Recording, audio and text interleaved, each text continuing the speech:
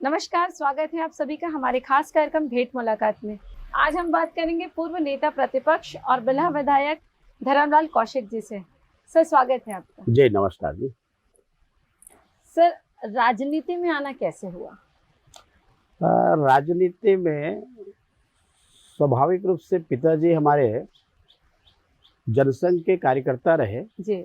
जनसंघ के नेताओं का आना जाना घर में रहा और जब हम मतदाता नहीं बने थे, उम्र भी नहीं हुई थी, जी। उस समय हम जनसंघ का उस समय का दीप छाप का झंडा लेकर के जी। हम लोग नारा लगाते थे, घूमते थे। पढ़ाई लिखाई हुई और पढ़ाई लिखाई के बाद में मंडल के महामंत्री बिल्हा जी।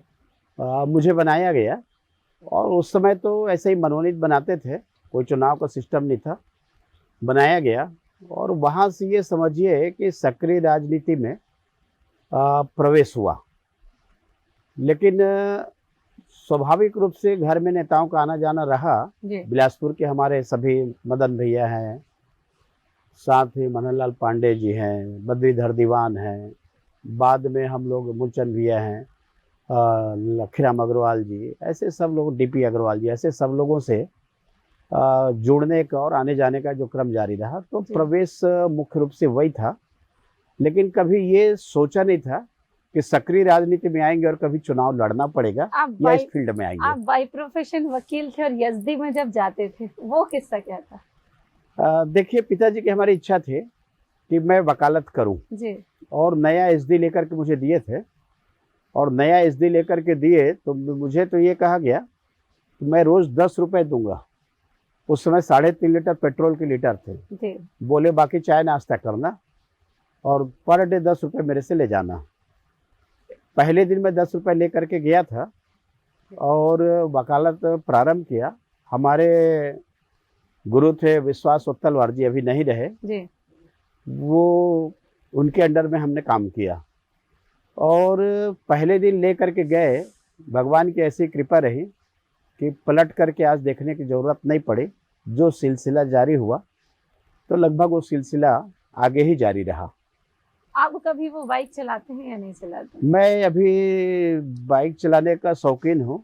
हमारे यहाँ जितने अभी इसमें बाइक रैली हुआ, हर अपने तिरंगा को लेकर के कि हर घर तिरंगा लहराना है, तो 2 जगह बाइक रैली का आयोजन किया, उसमें मैं गया था। इसके पहले हुआ जी। और आसपास घूमना है तो मैं, एक बच्चे लोग रॉयल एनफील्ड अभी मोटरसाइकिल रखे हैं, पहले तो मैं एसडी खूब चलाया हूँ, तो उस मोटरसाइकिल में मैं निकल जाता हूँ कभी कभी। तो मैं अभी भी प्रैक्टिस में है कि मैं मोटरसाइकिल चला सकता हूँ और मैं मोटरसाइकिल चलाते रायपुर तक आया हूँ। अच्छा। तो रायपुर तक मैं आया हूँ, विधानसभा तक आया हूँ मैं। जी। एक बार ऐसे ही मन हुआ तो विधानसभा तक मैं आ गया था। तो मोटरसाइकिल चलाने का छूट तो गया है, लेकिन चला लेता हूँ मैं और शौक भी है। आपका जो एक राजनीतिक अंदाज है कि आप सड़क से लेके सदन तक की बातें करते हैं, वो एक मतलब विरासत में मिला है या ये आपकी एक ट्रेनिंग थी कि मुझे राजनीति इस तरीके से करना है? मैं तो कभी सोचा नहीं था राजनीति में आऊंगा करके, न कभी मैं सपने में सोचा था कभी विधायक बनूंगा, मेरे लिए तो दूर की बात थी। लेकिन जो परिस्थितियों का निर्माण हुआ और उसके पीछे जो मुख्य कारण था, बिल्हा क्षेत्र में वर्षों से लोग प्रतिनिधित्व करते रहे जी। उन्होंने राजनीति तो किया, लेकिन बिल्हा क्षेत्र का उद्धार नहीं हुआ। चाहे वो सिंचाई के क्षेत्र में हो, सड़क के क्षेत्र में हो, स्वास्थ्य के क्षेत्र में हो या उद्योग के क्षेत्र में भी नहीं आया। उद्योग के क्षेत्र में भी। तो इस बात का मुझे पीड़ा मन में रही कि आखिर राजनीति क्यों करते हैं लोग, और राजनीति करने के बाद में लोगों की अपेक्षाएं क्या है, क्षेत्र को क्या मिला जी। उनको तो सब कुछ मिला, क्षेत्र को क्या मिला, ये मन में पीड़ा रही। और इसीलिए मेरे को लगा कि जब तक बिल्हा के बाहर के लोग प्रतिनिधित्व करते रहेंगे, बिल्हा का कोई भला होने वाला नहीं है जी। बिल्हा के लोग यदि प्रतिनिधित्व करेंगे तो भला होगा। ये मुख्य, पता नहीं, मेरे मन में बार बार ये बातें आ रही थी जी। और बार बार बातें आने के बाद में वो अनुकूल अवसर भी मिल गया। पार्टी ने मुझे अवसर दिया और अवसर देने के बाद में मुझे चुनाव लड़ने का अवसर मिला और चुनाव लड़ने के बाद में विधायक भी बना मध्य प्रदेश में।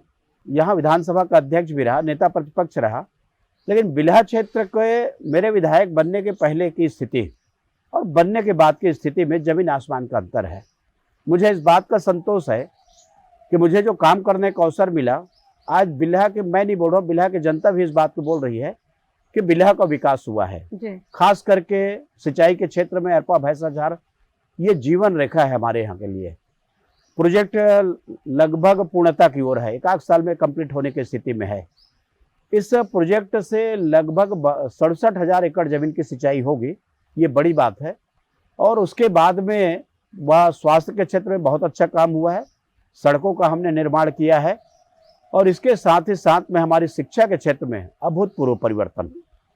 तो ये बात मन में संतोष है कि एक बाहरी आदमी के चुनने से, एक लोकल आदमी के चुनने से क्या प्रभाव पड़ा है, आज बिल्हा की जनता इस बात को देख रही है। आपकी राजनीतिक बहुत अच्छी चल रही थी, जनता से लेके राजनेता भी आपकी राजनीति से खुश थे। इस बीच अचानक से 4 साल आपके काम को देखने के बाद में ऐसा क्या वजह है कि नेता प्रतिपक्ष बदलना पड़ा? देखिए, पार्टी में एक परिवर्तन का दौर चल रहा है, केंद्र में भी और राज्य में भी। वहाँ भी कुछ परिवर्तन हुए हैं, यहाँ भी कुछ परिवर्तन हुए हैं। स्वाभाविक है, पार्टी में ये दौर चलते रहता है। मुझे इस बात का संतोष है कि नेता प्रतिपक्ष बनाया गया जी। मैंने हर वर्ग के आवाज़ को उठाने का विधानसभा में प्रयास किया है और उस आवाज़ को उठाया है, चाहे वो कर्मचारी वर्ग से हो, किसानों का मुद्दा हो, घटनाएं, अनाचार की घटनाएं हो, आपराधिक गतिविधियां हो, या ऐसे तमाम जनहित से जो जुड़े हुए मुद्दे, भ्रष्टाचार के मुद्दे हो, बेरोजगारी को लेकर के हो, इनके गोबर के मामले को लेकर के हो, तमाम मुद्दे को हमने और तमाम वर्गों के मुद्दे को हमने विधानसभा में उठाया है। और उठाया ही नहीं है, बल्कि जवाब देने में मंत्री उसमें असफल रहे हैं, मैं ये कह सकता हूँ। हमने जो कांग्रेस के 71 के बहुमत है, 14 हमारे सदस्य हैं, उनके सहयोग से हमने सरकार को कटघरे में घेरने में हम सफल रहे हैं। जिस तरीके से भारतीय जनता पार्टी अभी बदलाव के दौर पे है, कुछ स्टेटों में और भी बदलाव कर रही की है, आगे भी शायद प्लानिंग में यह है कि और बदलाव करेगी। छत्तीसगढ़ की राजनीति से आप बहुत अच्छे से वाकिफ हैं। ये जो बदलाव हुआ है, आने वाले चुनाव में 2023 के लिए जब तैयारी चल रही है, ये कितना फायदेमंद होगा? देखिए, कितना फायदेमंद होगा ये मैं नहीं कह सकता, लेकिन मैं ये कह सकता हूँ कि आज भी हम नेता प्रतिपक्ष नहीं है, यहाँ के हम जनप्रतिनिधि हैं जी। और जनप्रतिनिधि होने के नाते मेरा आज भी उतना ही दायित्व है कि 2023 में भारतीय जनता पार्टी की सरकार बने। उसके लिए सड़क से लेकर के सदन तक की लड़ाई की मैं जो बात करता हूँ जी, कि हम अभी अविश्वास प्रस्ताव लाए थे पिछले सत्र में, तमाम मुद्दे को हम लेकर के आए हैं, उठाए हैं, उसकी कार्य योजना बनाएंगे, कार्य योजना बना करके जनता के बीच में जाएंगे और सड़कों पे जा करके कांग्रेस के नाकामियों को हम उजागर करेंगे और जनता के बीच में कांग्रेस के एक एक जो इनके घोटाले हैं, इनके भ्रष्टाचार है, इनके वादा खिलाफी है, किस प्रकार से इन्होंने महिलाओं को छलने का काम किया है, किस प्रकार से युवाओं को इन्होंने छलने का काम किया है, इन किसानों के साथ में धोखा इन्होंने किया है। आज छत्तीसगढ़ अपराधगढ़ बन गया है, लगातार घटनाएं हो रही है। ये तमाम मुद्दे हैं, लेकर के जाएंगे और जा करके जनता के बीच में इस सरकार के नाकामियों को उजागर करेंगे। 2023 में छत्तीसगढ़ को बचाना है तो इस सरकार की विदाई आवश्यक है और इस प्रदेश को अटल बिहारी वाजपेयी जी ने बनाया है, उनके सपने को, प्रदेश को उनके अनुसार से इसका विकास हो, इसके लिए हमारा काम करना हमारा दायित्व है। कौशिक जी, 15 साल जब बीजेपी यहाँ शासन करी और 15 साल के बाद में 15 में सिमट के रह गई, और उस समय जो एक कांटों भरा ताज था वो आपको पहनाया गया था, तो उस ताज से कांटे आप कितना हटा पाए? देखिए, जो मानसिकता कार्यकर्ताओं को उस समय थे, आज उस मानसिकता में अंतर आया है जी। उनको लग रहा था कि काम किसके लिए करें, जवाबदारी हमारी किसके लिए। हम विपक्ष में हैं, आज एक एक कार्यकर्ता हमारे प्रतिबद्धता के साथ काम कर रहे हैं, सरकार बनाने के लिए काम कर रहे हैं, जनता के हितों के लिए कार्य में लगे हुए हैं। और ये जो आपने जो बात कही है, बहुत अच्छी बात कही है, लेकिन जनता के मानसिकता में आज अंतर आया है, कार्यकर्ता के मानसिकता में अंतर आया है।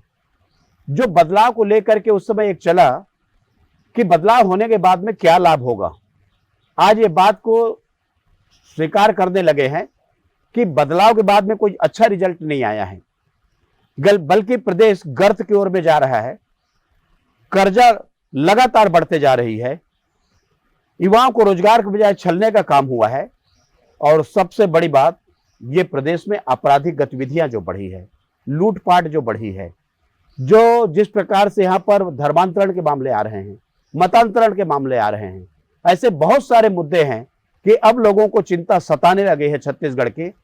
क्या जिस छत्तीसगढ़ को अटल जी ने निर्माण किया है, ये इसीलिए निर्माण किया है कि ये छत्तीसगढ़ अवैध नशों का भंडार हो जाए। यहाँ पर पूरे हिंदुस्तान के नशा यहाँ पर बिकने लगे, लोग नशे की ओर प्रवृत्ति में चले जाए, बात बात में चाकू निकल जाए, और किस प्रकार के हालात और परिस्थितियां बदल रही है, इसको लेकर के स्वाभाविक रूप से चिंता लोगों की सता रही है, और यही चिंता का जो कारण होगा, इस सरकार की विदाई होगी। आपने अभी बीच में एक स्टेटमेंट दिया था गृह मंत्री को लेके, मिस्टर इंडिया टाइप का कुछ था, वो क्या था और क्यों था वो? देखिए, प्रदेश में गृह मंत्री है, ये लोगों को एहसास होना चाहिए जी। आपराधिक घटनाएं होती है, नक्सली घटनाएं होती है, एक बयान उनका नहीं आता जी। और इसलिए मैंने कहा कि मिस्टर इंडिया के जो घड़ी है, उस तरह के रोल में हमारे गृह मंत्री जी आ गए हैं। आखिर बोल क्यों नहीं रहे हैं? पत्रकार लोग मिलने के लिए जाते हैं, उनको गेट के बाहर से विदाई कर दिया जाता है। मैं आरोप लगाता हूं और मैं उनको पत्रकारों से कहता हूं कि गृह मंत्री जी का क्या बयान इसलिए आ रहा है, हम जानना चाहते हैं गृह मंत्री जी से, लेकिन गृह मंत्री का कोई बयान उसमें नहीं आता। ये बड़ी दुख की बात है कि जहां अपराधी हो रही है, उसकी समीक्षा होनी चाहिए, उसके नियंत्रण कैसे हो सकती है, उस पर चर्चा होनी चाहिए जी। जिस तरीके से जनता एक विपक्ष को स्ट्रांग मानती है, लेकिन यहाँ पर ये देखा जा रहा है कि विपक्ष खुद ही 3 हिस्सों में बटा हुआ दिख रहा है। मुझे लगता है कि ये शायद आपको पता नहीं कहां से ये जानकारी मिली, विपक्ष एकजुट है, पूरे ताकत के साथ लड़ रही है, और यही ताकत के साथ लड़ने पे आज हम बराबरी पे आके खड़े हुए हैं। कल हम आगे बढ़ेंगे, कांग्रेस पीछे जाएगी। आप हमारी बात कर रहे हैं, कांग्रेस कितने धड़ा में बटा हुआ है, इसको आप देखिए कि मंत्री उनका त्याग पत्र दे रहा है, विधायक मंत्री के ऊपर आरोप लगा रहे हैं, मंत्री मुख्यमंत्री के ऊपर आरोप लगा रहे हैं, और पूरे कांग्रेस में अंतरकला खुल के उजागर हो गई है। अब किसी से छुपा हुआ नहीं है। विपक्ष के बजाय कांग्रेस कितने धड़ों में बटे है, ये बात आप करेंगे तो ज्यादा अच्छा लगेगा। कौशिक जी, सोशल मीडिया में जब बदलाव हुआ, नेता प्रतिपक्ष बदले गए, तो एक बहुत ज्यादा ट्रेंड चल रहा था कि आप कितने भी नेता प्रतिपक्ष बदल लीजिए, लेकिन यहाँ जो बीजेपी में मठाधीश है, जब तक नहीं बदलेंगे तब तक ये परिवर्तन का कोई वैल्यू नहीं है। देखिए, परिवर्तन अपेक्षाएं होती है, उन अपेक्षाओं में खरा उतरे, हम उनके साथ चलेंगे। जो नेतृत्व दिया गया है, नेतृत्व के साथ में लड़ाई लड़ेंगे। और हमारा तो मिशन, मैंने कहा कि कोई नेता नहीं है, हमारा मिशन है छत्तीसगढ़ की जनता, छत्तीसगढ़ के हित और जनहित के मुद्दे जी। इन मुद्दों को लेकर के हम लड़ाई लड़ेंगे, ताकि आने वाले समय में ये छत्तीसगढ़ को हम बचा सके। नहीं तो कर्जे में डूब जाएगा छत्तीसगढ़, बचने वाला नहीं है। जिस प्रकार से नशे में आज लत लग रही है युवाओं में, उनको बचाने की आवश्यकता है, नहीं तो आपके छत्तीसगढ़ मिट जाएगी, पहचान मिट जाएगी। तो इसके लिए हमको काम करने की आवश्यकता है, इसके लिए लड़ाई लड़ने की आवश्यकता है, और ये लड़ाई हम लड़ेंगे। छत्तीसगढ़ सरकार की जो योजना है नरवा गरवा घुरवा बारी वाली, जो उसको अभी प्रधानमंत्री जी ने भी नीति आयोग के तहत में तारीफ की है उसकी, और यहाँ पर विपक्ष उसको लेके बहुत ज्यादा एक निशाना साध रहा था कि इसमें बजट में नहीं है। ये 2 तरीके का क्या विचार था कि प्रदेश में उसको लेके एक्सेप्ट नहीं कर पा रहे हैं? और उसका कारण मैं आपको बता देता हूँ कि राज्य सरकार की जो नीतियां हैं वो होल्डिंग में है, धरातल पे नहीं है, विज्ञापन में है। विज्ञापन के बल पे उसका वाहवाही हो रही है जी। हम जब धरातल की बात करते हैं कि आपके मॉडल का उठान हमको दिखा दीजिए, सरकार दिखाने की स्थिति में 4 साल में नहीं है जी। 2 महीना में 4 साल हो जाएगी। छत्तीसगढ़ के लोगों को मालूम है कि इनकी योजना का क्या असर है। रोका छोका आपने देखा, गौठान को छोड़ करके सारे जगह हमारे गौवंश आपको मिल जाएंगे जी। गाय सड़कों पे बैठी हुई है, रोज एक्सीडेंट हो रहे हैं, उसमें लोग एक्सीडेंट हो रहे हैं, मोटरसाइकिल टकरा रही है, गाड़ियां टकरा रही है, तो इनका रोका छोका को आपने देख लिया है कैसा चला है। दूसरी बात, इनकी जो नरवा गुरुआ बारीकी है, आज मैदानी एरिया में चले जाइए, थोड़ा सा पूछेंगे गांव में जाकर के 5 गांव में आप इंटरव्यू लीजिए, उनके गौठान को आप देखिए, क्या खरीदी हो रही है गोबर की, उसको आप देखिए, आपको समझ में आ जाएगा। ये मैंने पूरा आंकड़ा निकाला है, जब से इनके गोबर की खरीदी हुई है 5 रुपए 90 पैसा इनको मिल रहा है, और 5 रुपए 90 पैसा में आज के समय में कितना उनका विकास होगा, ये पूरा डिटेल मैंने बताया है, उस विधानसभा के है। आने वाले चुनाव को लेके ऐसे कौन कौन से मुद्दे हैं जिससे आप लोग जनता के साथ में डायरेक्ट टच करने की बात कर रहे हैं? देखिए, सबसे बड़ी मुद्दा तो यह है कि जिस बात को लेकर के कांग्रेस सरकार में आई है जी, और सरकार में आने के बाद में कांग्रेस उस बात को भूल गई, और आज वादा खिलाफी में 36 मुद्दे मूल जी, और 250 उसके अंतर्गत में कांग्रेस के लोगों को याद भी नहीं है कौन कौन से उन्होंने घोषणा पत्र में जारी किया था।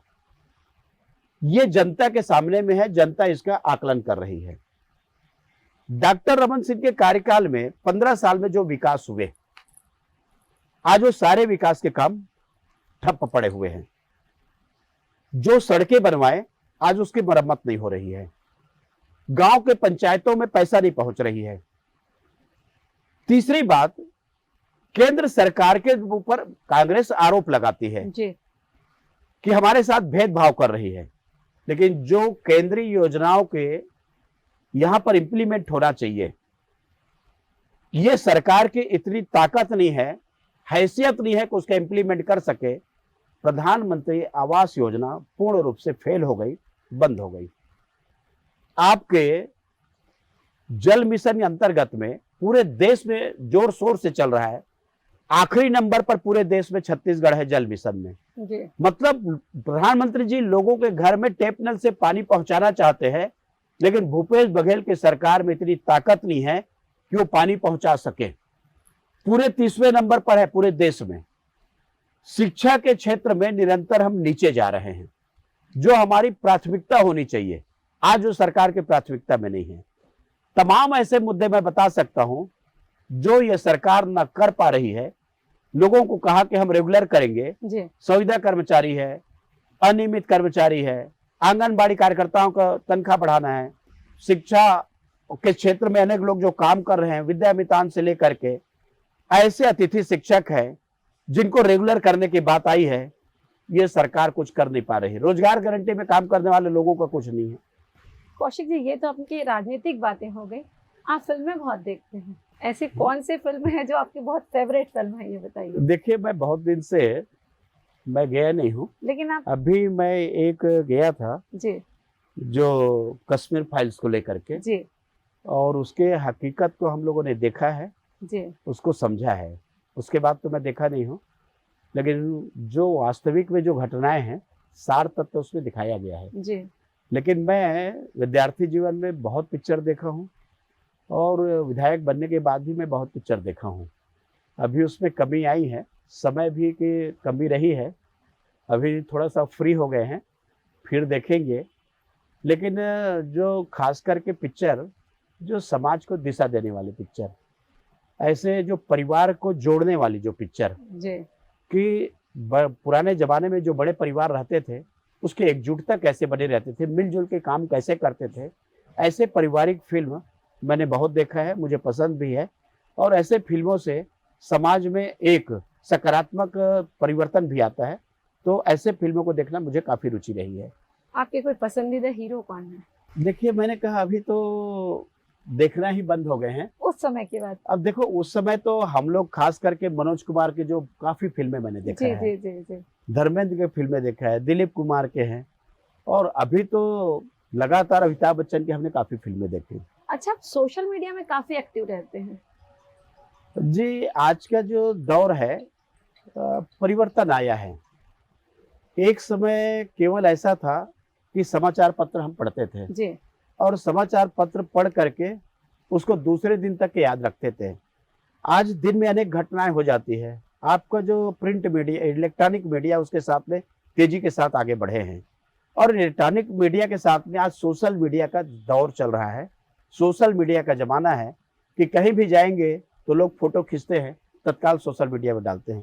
कोई घटनाएं हो गई तो हमें इंतजार करने की आवश्यकता नहीं है कि आपका कैमरा आया कि नहीं आया, हम उसके माध्यम से तत्काल उसको फीडबैक आपको देते हैं, उन घटनाओं के बारे में जानकारी देते हैं, लोगों से प्रतिक्रिया लेते हैं, अपनी प्रतिक्रिया देते हैं।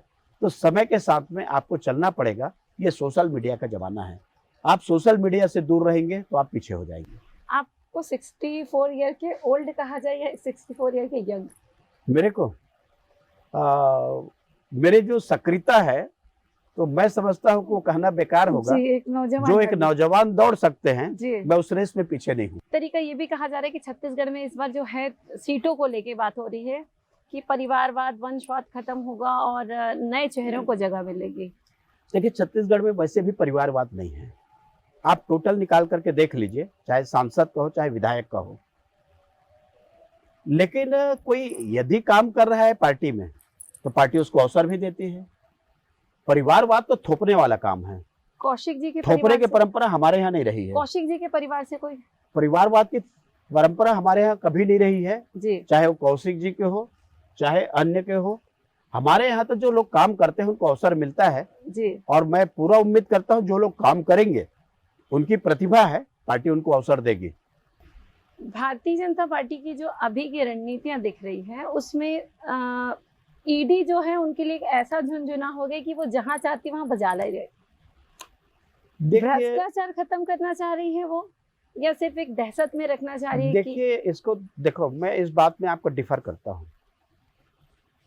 ईडी अलग है, पार्टी अलग है। पार्टी का काम या सरकार का काम ईडी चलाना नहीं है। ईडी, सीबीआई, आपके एनआईए, जी, ऐसे बहुत सारे केंद्र के स्वतंत्र संस्था हैं जो लोग अपने अपने दिशा में कोई इंक्वायरी का काम करते हैं, कोई क्राइम के उसमें जाते हैं, तो कोई काला धन के इसमें जाते हैं।